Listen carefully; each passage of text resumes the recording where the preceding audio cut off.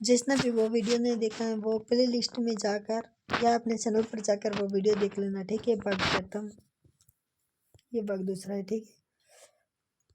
और इसी तरह एक क्वेश्चन पढ़ेंगे, हमारा क्वेश्चन रहेगा 7वां।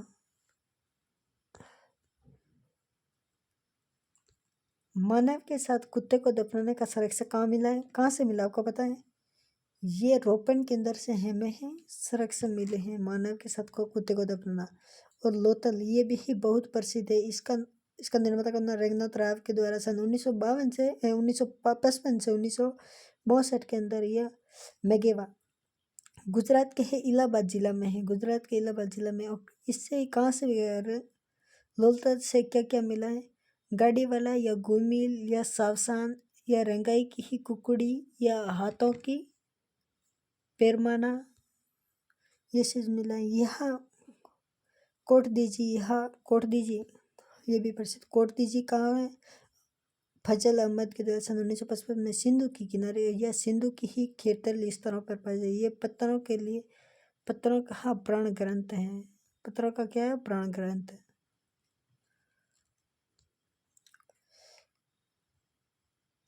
आलमगीरपुर, यह आलमगीरपुर का है। आलमगीरपुर द्वारा ये शर्मा के द्वारा क्या हुआ था? सन 1958 के अंदर इसका निर्माण हुआ था। यह ईडन नदी के उत्तर प्रदेश के है मेरठ जिला में। यह सांपों का रेस या मृतरण भी इसे किया जाता है।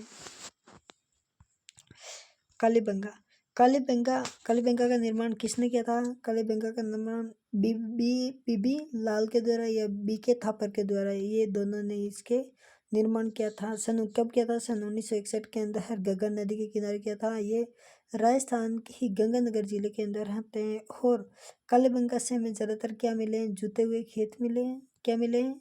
जुते हुए खेतों के संरक्षण मिले हैं, या अग्नि देवी या देवताओं के ईंटों पर मिले हैं, अवशेष मिले, या पक्की ईंटों के या अलकरंत फ्रेंच के आपको मिले हैं हमें।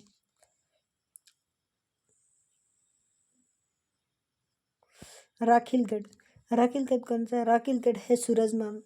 सन 1963 के अंदर गगन नदी के हरियाणा में है, भारत में है स्थित। इस संभवतः का सबसे बड़ा स्थल कौन सा है?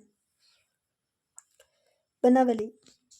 आपका राइट ऑप्शन क्या होगा? बनावली ऑप्शन आपका बिल्कुल राइट होगा। हाँ, रविंद्र सिंह बिष्ट के द्वारा सन 1953 से 70 में है। सरस्वती व हरियाणा का इशार है। हरियाणा सरस्वती नदी के किनारे सरस्वती नदी के किनारे यहाँ पर बनीवाल का रविंद्रनाथ टैगोर के द्वारा किए गए हैं और बनीवाल स्थित है। और हरियाणा के है हिलसार गांव के अंदर। ये किसके लिए प्रसिद्ध है? मिट्टी का खिलौना या हल या जौ या मात्रा देवी ही की ही मरणवर्ती के द्वारा। धोलावीरा किसके लिए प्रसिद्ध है? धोलावीरा, ये भी एग्जाम के अंदर बहुत बार प्रश्न पूछा गया है। किसके द्वारा निर्मित किया गया है? ये रविंद्र बिष्ट के द्वारा सन 1925 में किया था। गुजरात का कच्छ जिला, किस जिले को? गुजरात का कच्छ जिला। यहाँ या पाली सेवेत या पाषाण या खंड या रेडिसमेंट सेंड या लिपि के है 10 बड़े अक्षर का लवज से मिला है। जैसे कि हमने आप देख सकते हो सिंधु घाटी से बात करने आगे हम बहुत महत्वपूर्ण प्रश्न हमने पूछ चुके हैं। और सिंधु घाटी के है जो आसपास के क्षेत्र थे, जो महत्वपूर्ण क्षेत्र थे, उनके बारे में हमने आपको डिस्कस कर लिया। अब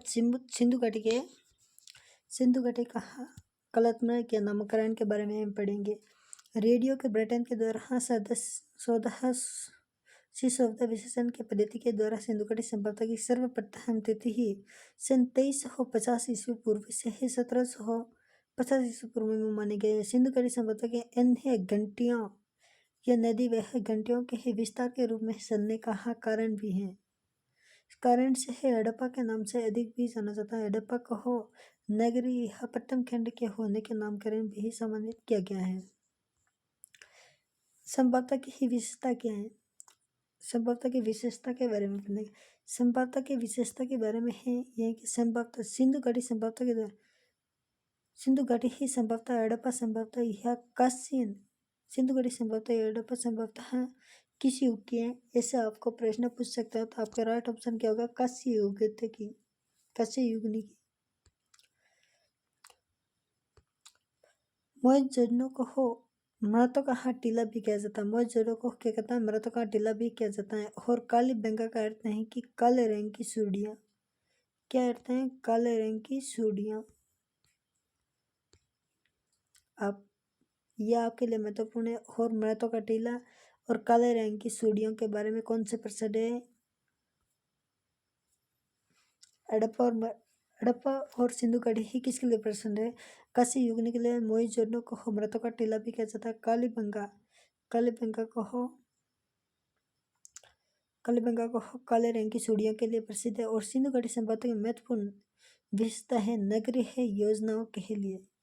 और वहाँ सुव्यवस्थित एवं जल निवास का प्रमाण है। इस सभ्यता के नगर निर्माण की योजना की प्रमुख थी।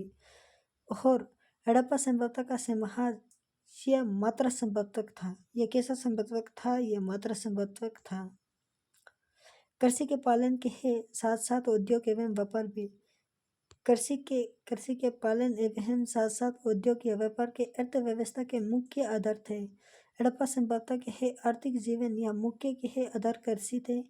यह विश्व में सर्वप्रथम ये निवासियों के कपास की खेती प्रारंभ की थी। और मेसोपोटामिया या कपास के लिए सिंधु शब्द का प्रथम प्रयोग हुआ था। किस शब्द का प्रथम प्रयोग हुआ था? सिंधु शब्द का। क्या गया? यूनानियों द्वारा सिल्टन है जो सिंधु कहा यूनानी या रूपांतरण हड़प्पा सभ्यता में आंतरिक तथा विदेशियों के प्रकार या व्यापार भी होता था। व्यापार या वस्तु के ही विनिमय भी होता था।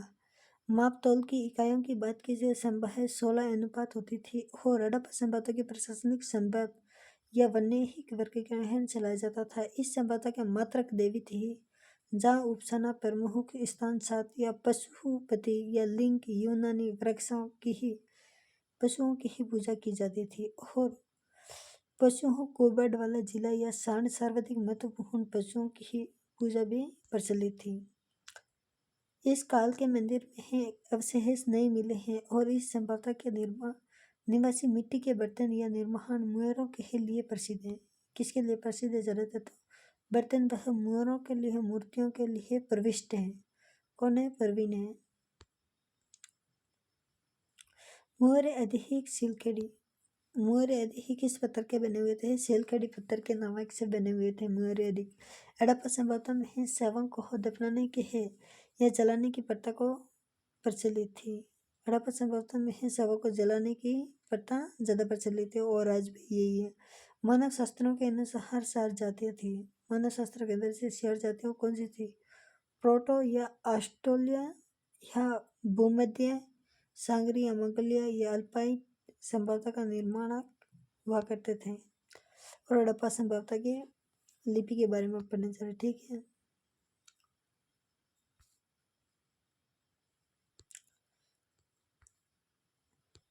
हड़प्पा सभ्यता की लिपि की बात की जाए तो यह भाव चित्रात्मक थी। और ये लिपि ही प्रथम पंक्ति में है दाएं से है बाएं की ओर या पंक्ति में है दाएं से है बाएं ओर लिखी जाती थी। इस पद्धति के 22 मिनट या क्या क्या है।